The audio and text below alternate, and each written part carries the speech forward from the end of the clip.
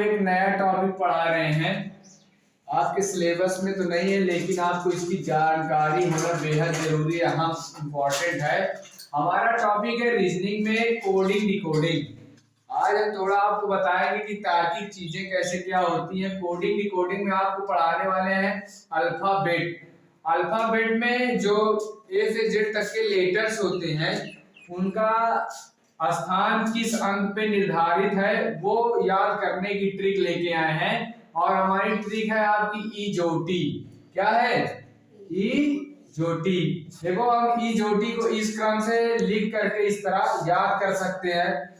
ये ई जोटी ऐसे ट्रिक है जिससे आप किसी भी एग्जाम में आने वाले ये जो क्वेश्चन होते हैं कोडिंग डिकोडिंग से, चाहे वो होम गार्ड का पेपर हो, चाहे पुलिस का हो, चाहे रेलवे का हो, चाहे एसएससी जीडी का हो, चाहे एमटीएस का हो, चाहे एसएससी से संबंधित अगर कोई भी पेपर है तो उसमें इससे संबंधित क्वेश्चन जरूर पूछते हैं। तो आपको अगर ट्रिक नहीं पता रहेगा, तरीका नहीं पता रहेगा, तो ऑनलाइन टाइम आप एग्जाम देते हुए कोई भी क्वेश्चन हल नहीं कर पाएंगे। आप एक सेकंड में इस ट्रिक से कोई भी कोडिंग डिकोडिंग से संबंधित क्वेश्चन हल कर लेंगे। अब यहाँ पे देखो हम इजोटी के माध्यम से ये जान पाएंगे कि कौन सा अक्षर किस स्थान पे स्थित है, उससे संबंधित सवालों को जल्दी तुरंत तरीके से 1 सेकंड या 10 सेकंड जो भी लगता है टाइम उसमें हल कर पाएंगे। इजोटी का देखो यहाँ लिखे है, ई का हम नंबर दर्शा देते हैं कि ई अल्फाबेट में किस क्रम में या किस सीरियल पे स्थित है। ई 5 नंबर पे, जे 10 में है, ओ 15 में है, टी 20 में है और 25 पे वाई है। अब आपको पहले इस प्रकार लिखना होगा, ए से जेड तक के सारे लेटर्स को इस प्रकार लिखना है। इस तरह नहीं लिखना है कि ए यहाँ यम आ गया, टीसी के आगे या आगे नहीं जाना।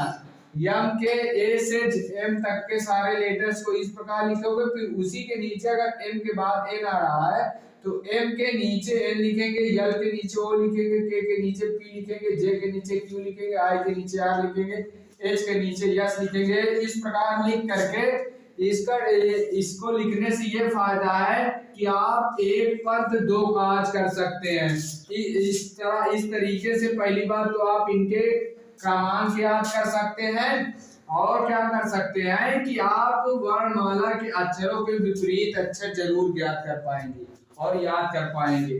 जैसे आपसे पूछा जाएगा कि ई और जे के बीच कितने का अंतर, अगर ये पूछा जाए कि वर्णमाला में डब्ल्यू कितने अंक पर स्थित है, तो आप तुरंत यहाँ पे ई जोटी लिखिए और टी का 20 नंबर अगर याद रहेगा तो तुरंत लिखिए, और 20 में कितने नंबर पे आगे जाना है, 4 नंबर पे 20 में 4 ऐड कर देंगे तो आपको तुरंत